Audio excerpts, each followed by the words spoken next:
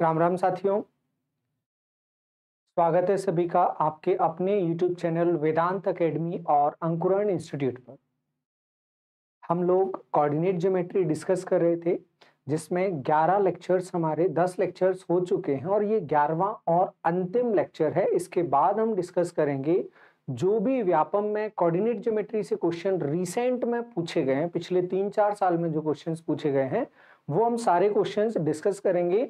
Mainly वो जो papers हैं वो ग्रुप 2 सब ग्रुप 4 मतलब पटवारी जो एग्जाम होने वाला है उससे रिलेटेड वो क्वेश्चंस रहेंगे। तो आप लोगों के लिए बहुत जरूरी रहेंगे क्योंकि वो रिसेंट के क्वेश्चंस रहेंगे कि रिसेंट में व्यापम कोऑर्डिनेट ज्योमेट्री में किस तरफ काम कर रहा है। तो लास्ट सेशन हम जल्दी से डिस्कस करते हैं। इसमें जो बचे कुछ कंसेप्ट्स हैं वो हम डिस्कस करेंगे जिन पर इन द केस क्वेश्चन पूछा जा सकता है। अगर वो डेप्थ में जाता है, नंबर ऑफ डेज में पेपर चलेगा तो वो क्वेश्चन पूछ सकता है। देखो, कोऑर्डिनेट्स में हमने डिस्कस किया, लास्ट में हमने जो लास्ट लेक्चर था उसमें स्लोप के बारे में बात की और स्लोप पर क्वेश्चन पूछे थे, जिसमें समांतर रेखाओं पर भी क्वेश्चन पूछा था। समांतर रेखाएं होंगी तो स्लोप क्या होगा, m1 is equal to m2 होगा दोनों रेखाओं का। यदि वो लंबवत हैं तो क्या होगा, m1 into m2 is equal to -1। m होता है किसी भी लाइन का स्लोप। अब यहां पर कोऑर्डिनेट्स जब हम लिखते हैं तो ये x एक्सिस होता है, ये y। जब हम लिखने जाते हैं तो लिखते हम किस तरह से हैं, लिखते हम x कॉमा y।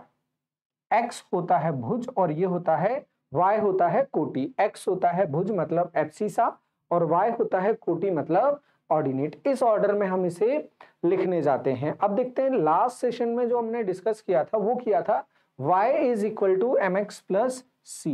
ये लाइन का इक्वेशन था, y is equal to mx plus C. C क्या रहता है, सी कांस्टेंट रहता है। ये प्लस माइनस सी हम कुछ भी लिख सकते हैं, इससे ज्यादा फर्क नहीं पड़ता है।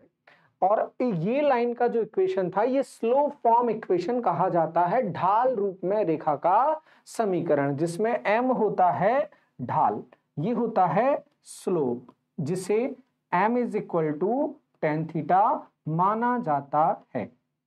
अगर गाइस हमें ये बोले कि एक पॉइंट के कोऑर्डिनेट्स हमें दिए हैं, एक बिंदु के निर्देशांक हमें दिए हैं, एक पॉइंट के कोऑर्डिनेट दिए हैं, साथ में उस लाइन का स्लोप दिया है, ये x और y एक्सिस हैं, एक पॉइंट दिया है और बता रहा है कि इस लाइन का स्लोप क्या है।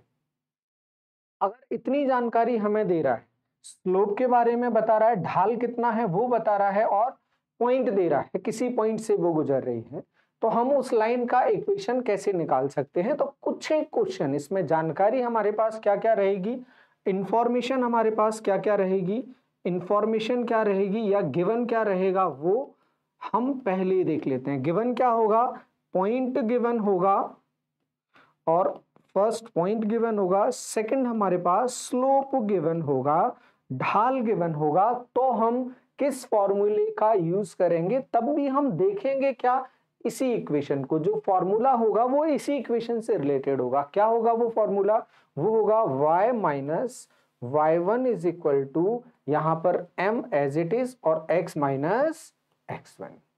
बस इतना, क्योंकि हमारे पास एक पॉइंट है और m हमारे पास ऑलरेडी है, तो हम m एज इट इज लिखे रहेंगे, m हम एज इट इज लिखे रहेंगे। देखो m मिलेगा हमें, y कोऑर्डिनेट रहेगा इसका, और y1 जो दिया होगा वो और x1 जो दिया होगा वो, y1 और m1 से हमारा c बन जाएगा, जो कांस्टेंट होगा वो हमें मिल जाएगा। इस तरह से इससे इक्वेशन निकाली जा सकती है।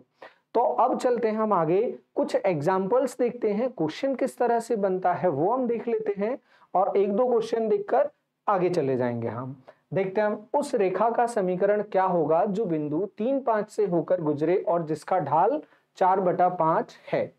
तो सॉल्व किससे करेंगे हम जो फॉर्मूला हमें आता है वो फॉर्मूला हम लिखते हैं, देन उसके बाद हम चलते हैं सॉल्यूशन किस तरह से करना है। सिर्फ कैलकुलेशन बचेगा हमारा जो हमें करना होगा। तो चलते हैं हम फॉर्मूले की तरफ, y minus y1 is equal to m of x minus x।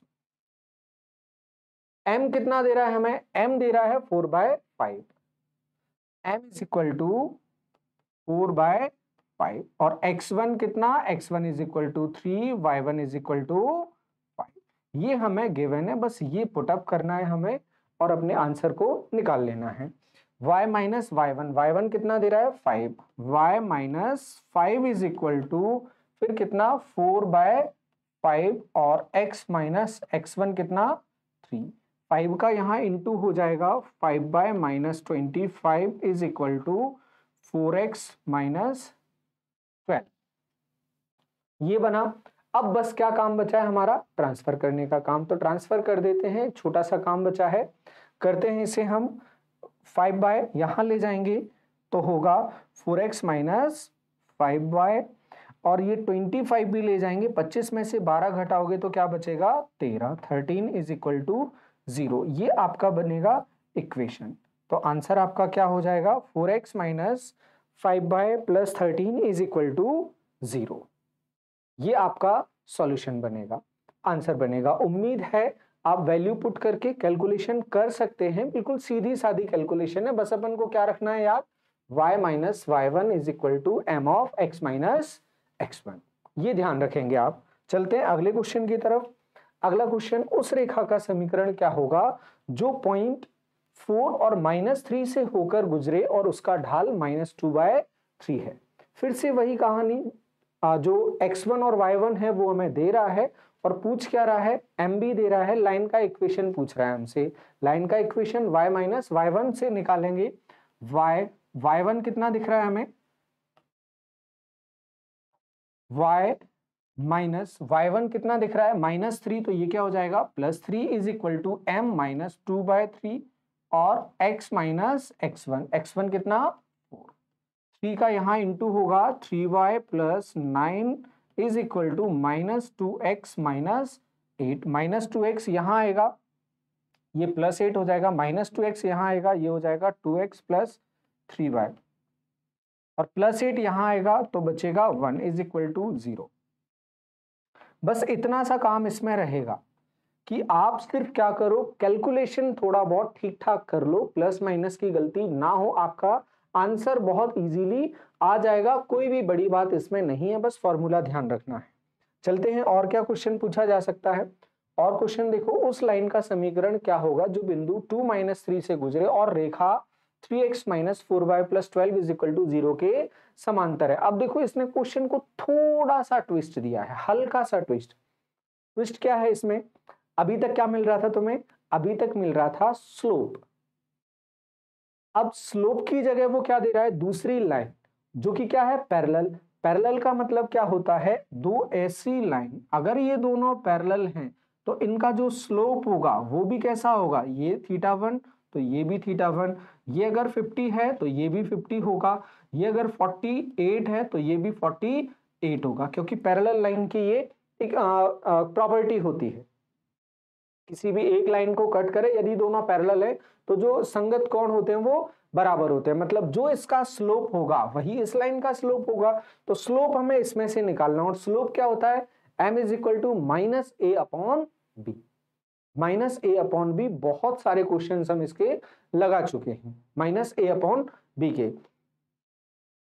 तो m निकाल लेते हैं पहले, -a/b, -3 का 4, a और b ये होंगे, ये क्या स्लोप हो जाएगा 3/4, 3/4 इसका स्लोप हो जाएगा। अगर 3/4 स्लोप हो गया और पॉइंट हमारे पास है तो अब हमारे लिए चीजें क्या हो जाएंगी, बहुत आसान हो जाएंगी, बहुत आसान हो जाएंगी। तो कर देते हैं अपना जो बचा हुआ आसान काम है, बचा हुआ आसान काम हम करते हैं 2 और -3, y minus y1, y minus y1 करना है, y माइनस y1 की जगह कितना 3, -3 था तो ये +3 हो जाएगा, इज इक्वल टू m की जगह 3/4 ब्रैकेट में x माइनस x1 की जगह कितना आएगा 2, 4 का यहाँ इंटू होगा 4y plus 12 is equal to 3x minus 6, ये यहाँ जाएगा तो 3x माइनस 4y, ये -6 है, ये 12 इधर जाएगा वो भी माइनस का हो जाएगा, -12 और -6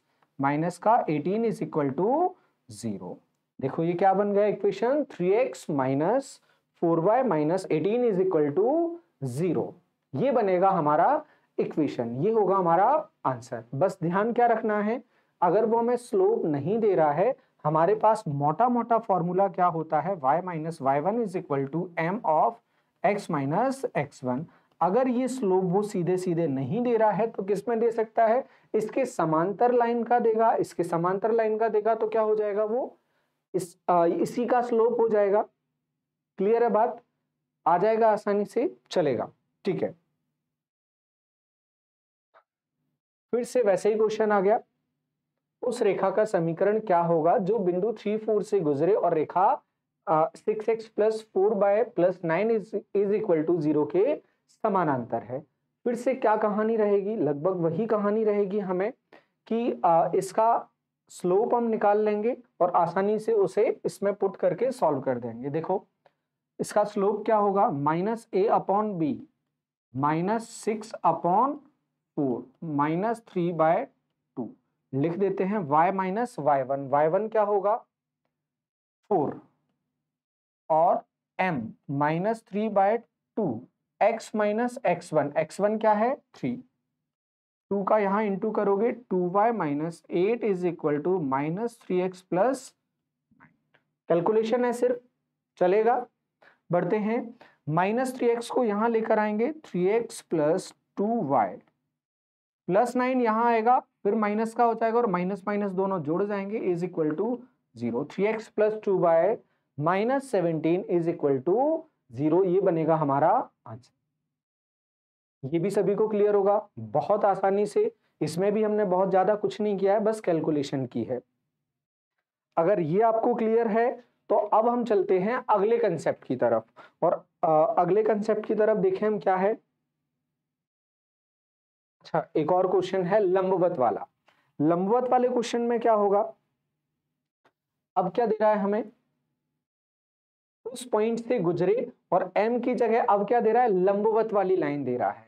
अभी तक हमने क्या लिया था, सीधा इस लाइन से निकाला हमने m और सीधे ले जाके पुट कर दिया, लेकिन लंबवत, याद करो पिछला वाला लेक्चर, पिछले वाले लेक्चर में भी हमने लंबवत का एक क्वेश्चन किया था लास्ट में, समांतर के लास्ट में लंबवत वाला, और वहां हमने कंडीशन क्या देखी थी, m1 into m2 is equal to minus 1।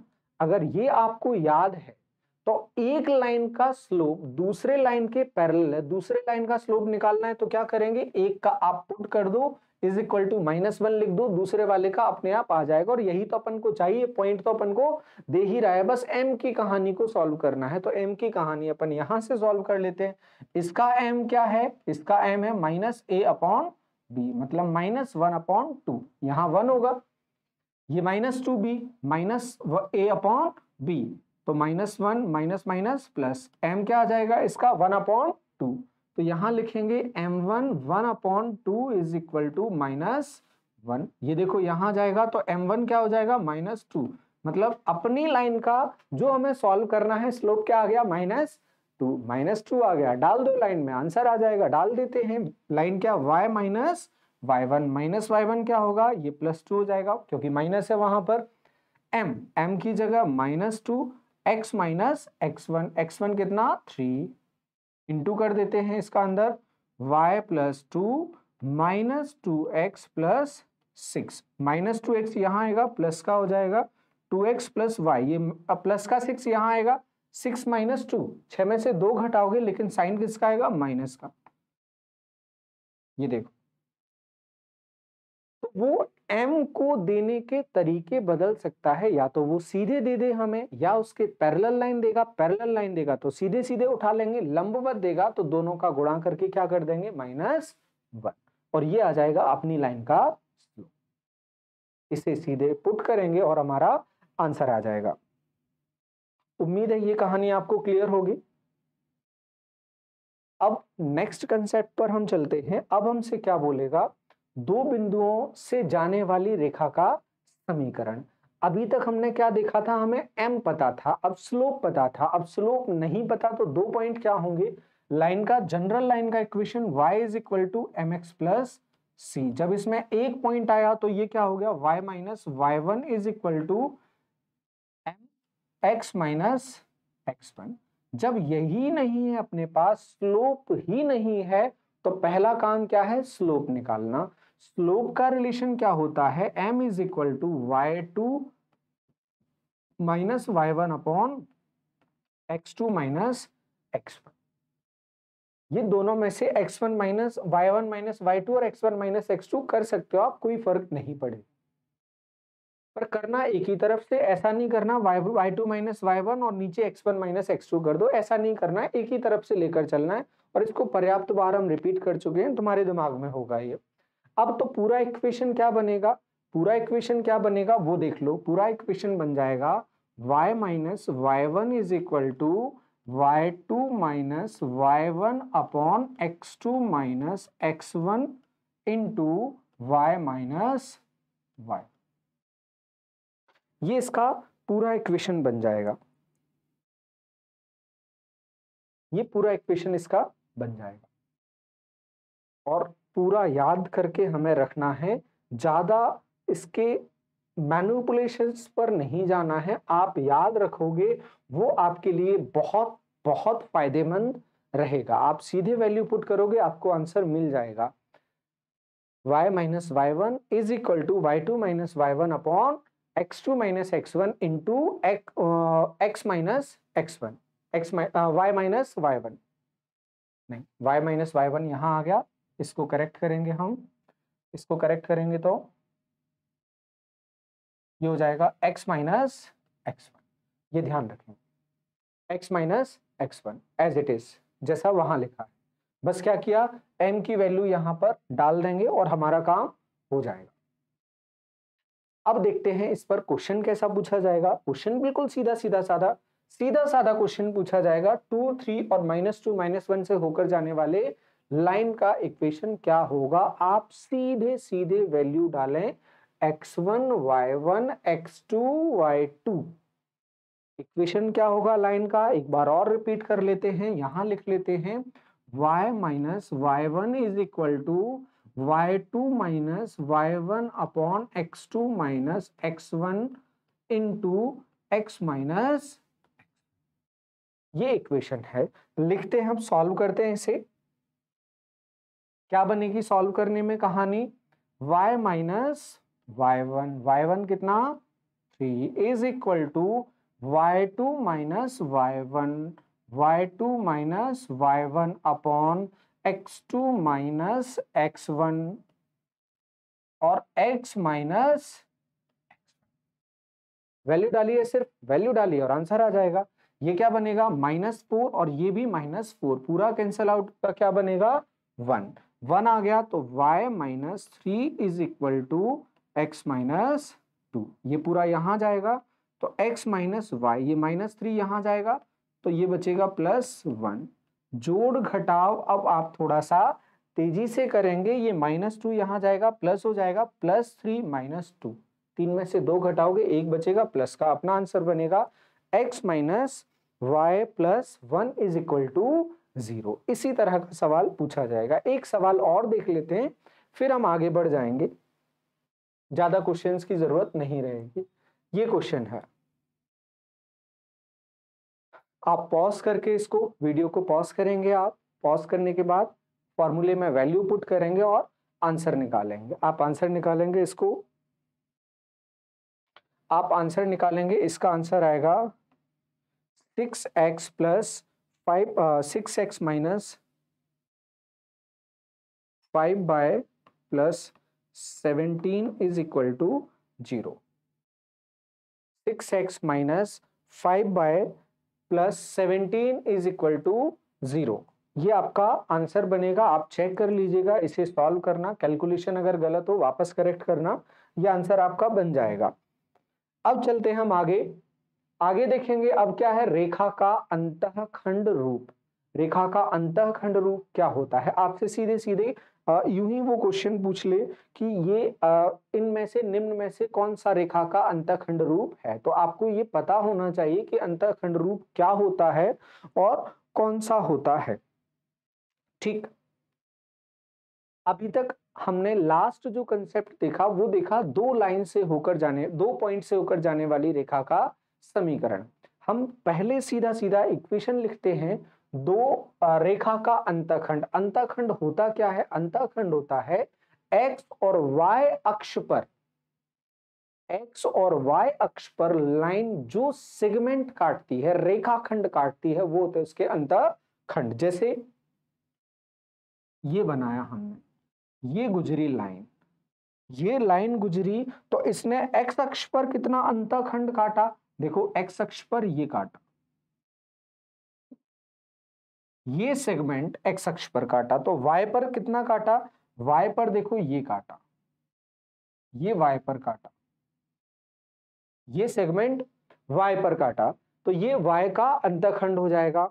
अब यहां से अगर इसे हम ए बोलें, एक्स अक्ष पर काटा गया अंतःखंड, इसे हम वाई अक्ष पर काटे गए अंतःखंड को अगर बी बोलें, तो इनके कोऑर्डिनेट्स अगर लिखने जाओगे, जो आपने काटा है इनके कोऑर्डिनेट्स लिखने जाओगे तो कोऑर्डिनेट्स क्या हो जाएंगे, कोऑर्डिनेट्स लिखने की कोशिश करते हैं। देखो यहां पर काटा है, यहां काटा है, कितना डिस्टेंस, एक्स पर कितना चला ए, और वाई अक्ष यहां से लंबवत देखो कितनी दिख रही है 0। वैसी कहानी यहां की हो जाएगी, एक्स कितना दिख रहा है, ये मूल बिंदु 0 दिख रहा है, एक्स यहां पर इस पॉइंट से एक्स की तरफ 0, और वाई पर कितना चले गए हम बी। अब या तो आप क्या कर सकते हो, एक्स 0b और a0 से जाने वाली लाइन का इक्वेशन निकाल सकते हो, उससे पता चल जाएगा आपको कि लाइन का इक्वेशन क्या बनेगा, अंतःखंड रूप क्या बनेगा। आप सॉल्व करोगे, फाइनली आपको मिल जाएगा x upon a plus y upon b is equal to 1। x upon a plus y upon b is equal to 1, ये होगा लाइन का इंटरसेक्शन फॉर्म अंतःखंड रूप, ये इसका इक्वेशन होता है।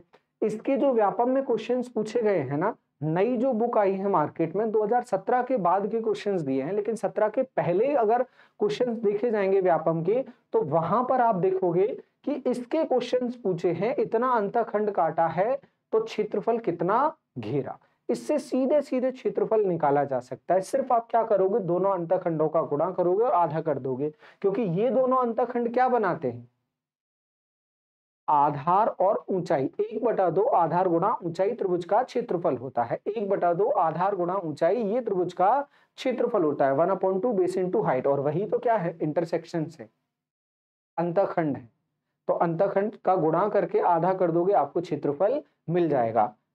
बहरहाल आपने लिए अभी का इक्वेशन क्या है, x upon a plus y upon b is equal to 1, ये इंटरसेक्शन फॉर्म कहा जाता है, जिसमें x अक्ष पर कितना काटा a और y अक्ष पर कितना काटा b। साइन के साथ में इन्हें पुट कर देंगे, क्योंकि ये माइनस पर भी काट सकते हैं, अभी हमने दोनों प्लस पर लिए हैं इसलिए यहां पर प्लस लिख दिया, मीनिंग भी आपको समझा दिया क्या होता है। अब चलते हैं हम आगे, इस तरह का इस पे क्वेश्चन पूछ लेगा, a कितना दे रहा है, प्लस x अक्ष पर कितना काटा, 3 काटा, मतलब a सीधे सीधे हमें कितना दे रहा है, 3 दे रहा है, a सीधे सीधे दे रहा है हमें 3, और माइनस y अक्ष पर कितना काटा, 4, -4, सॉरी b हो जाएगा -4, तो इक्वेशन क्या बनेगा, x upon 3 plus y upon minus का 4 इज इक्वल टू 1। ये माइनस ऊपर शिफ्ट हो जाएगा, एलसीएम क्या आ जाएगा 12, ये 4x plus 3y, sorry 4x minus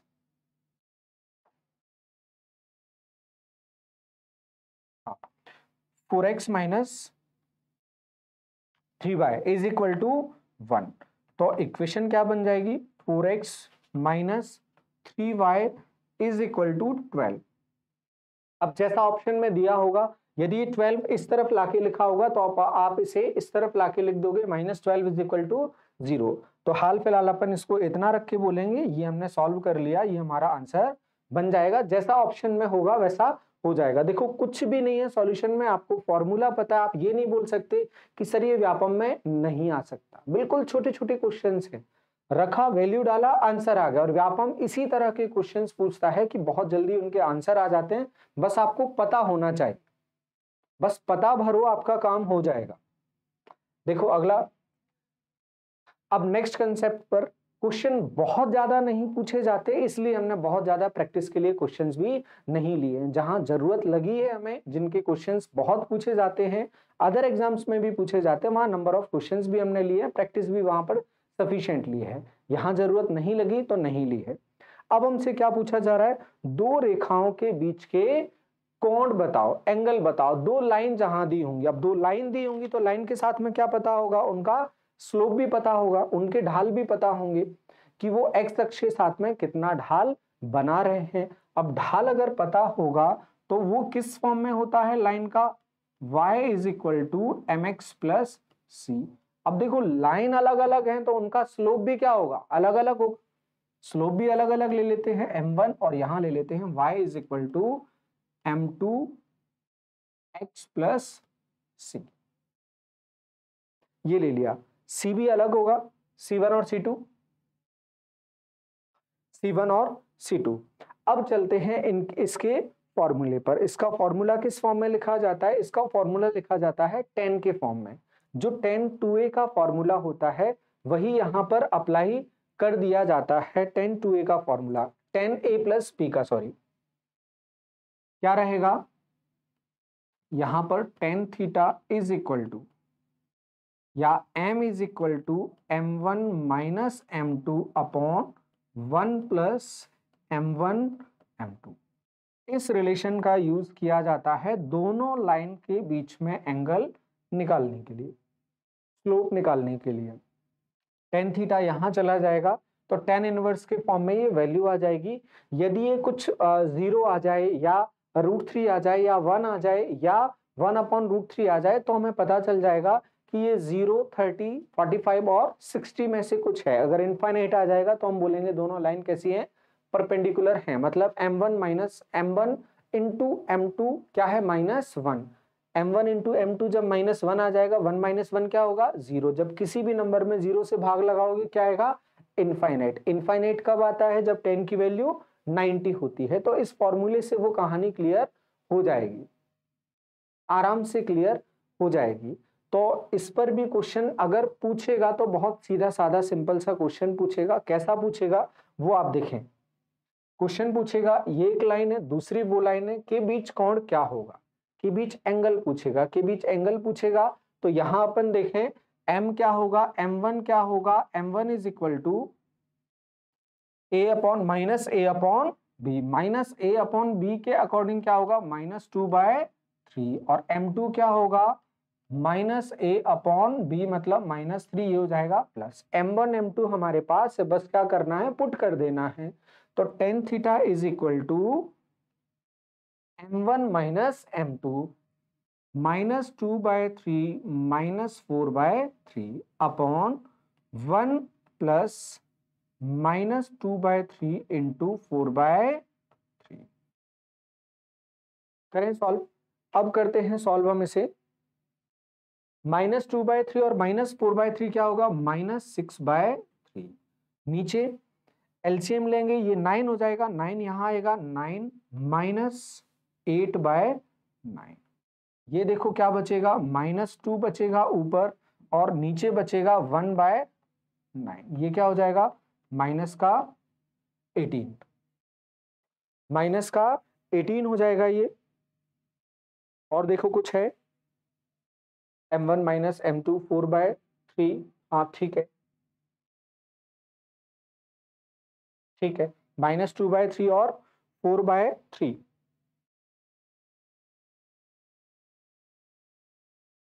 6/4 + 2, ठीक है, सारी कहानी ठीक है।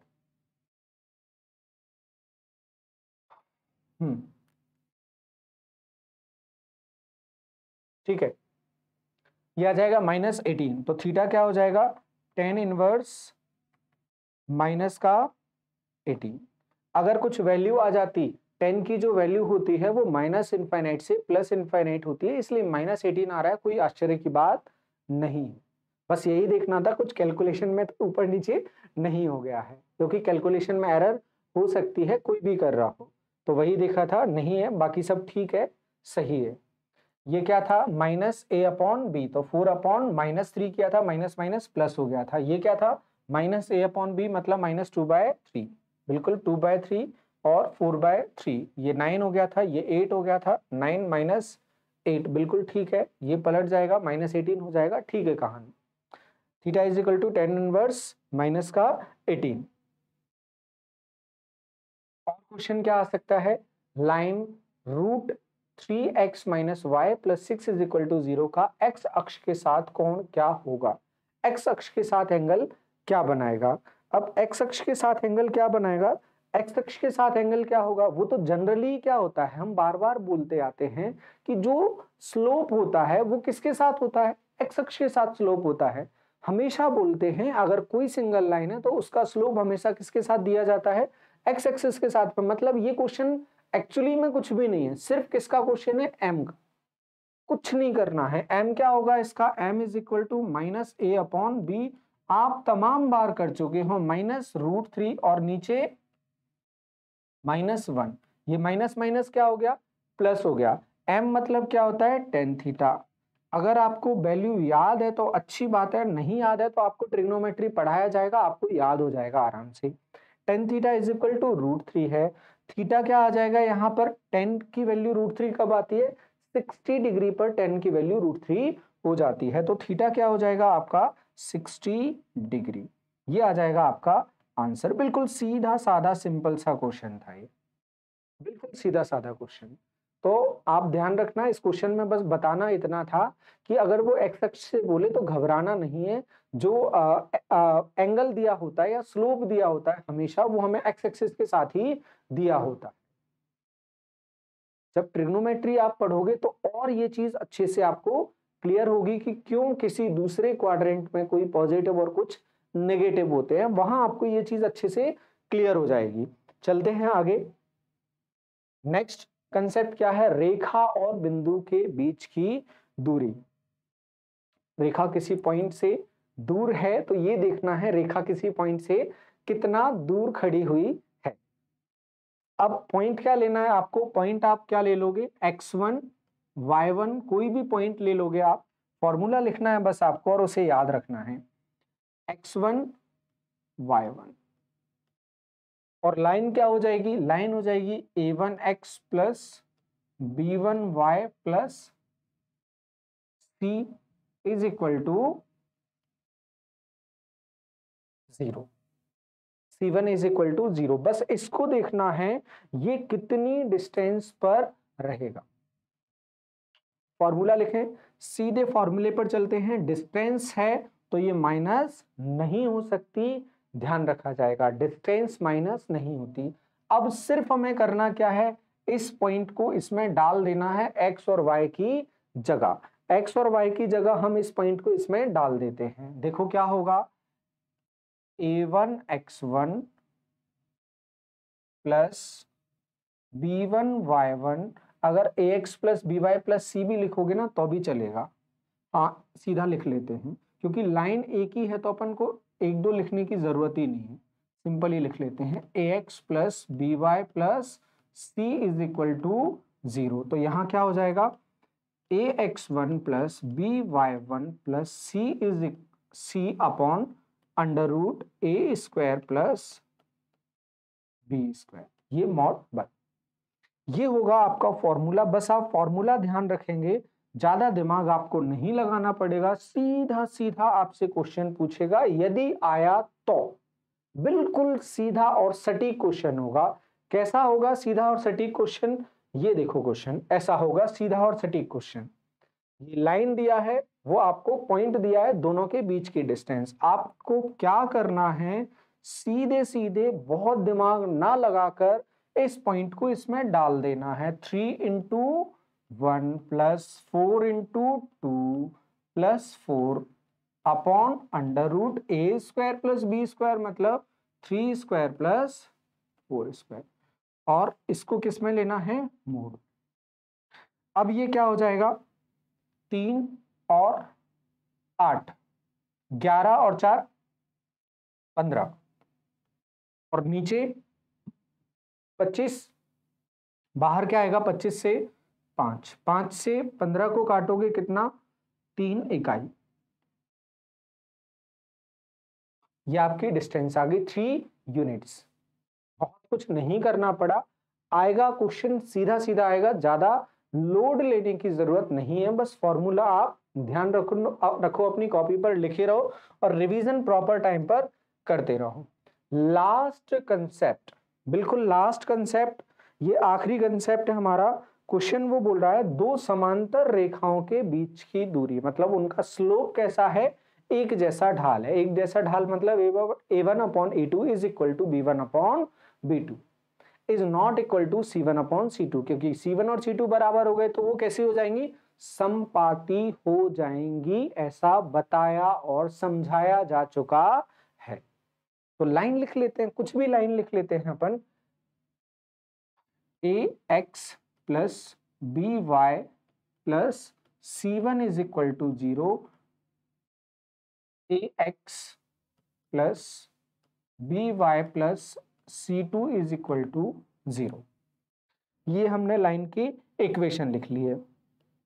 चूंकि लाइन पैरेलल है तो यहां पर a1 a2 का इशू नहीं रहेगा, सिर्फ किसका इशू रहेगा, c1 और c2 का। तो यहाँ c1 और c2 अपन ने अलग अलग ले लिए, स्लोप एक जैसा रहेगा तो उसमें अपन ने लिया भी नहीं है कुछ भी। अब अपन चलें इसके बीच की डिस्टेंस लिखते हैं। देखो डिस्टेंस जब आप लिखोगे फिर से वही बात, डिस्टेंस क्या होगी, माइनस में नहीं होगी, प्लस में लिखना है तो मोड लगा दिया। आपको c1 माइनस c2 अच्छा लग रहा है, c2 माइनस c1 अच्छा लग रहा है, जो अच्छा लगे आप लिख सकते हैं। तो यहां लिख दिया हमने c2 माइनस c1, कोई फर्क नहीं पड़ेगा, आप c1 माइनस c2 लिखेंगे और नीचे a square plus b square, बिल्कुल पिछली कहानी के जैसे। बस वहां क्या था, ax1 plus by1 plus c, यहां वो पूरा गायब हो गया क्योंकि दोनों लाइन पैरेलल हैं।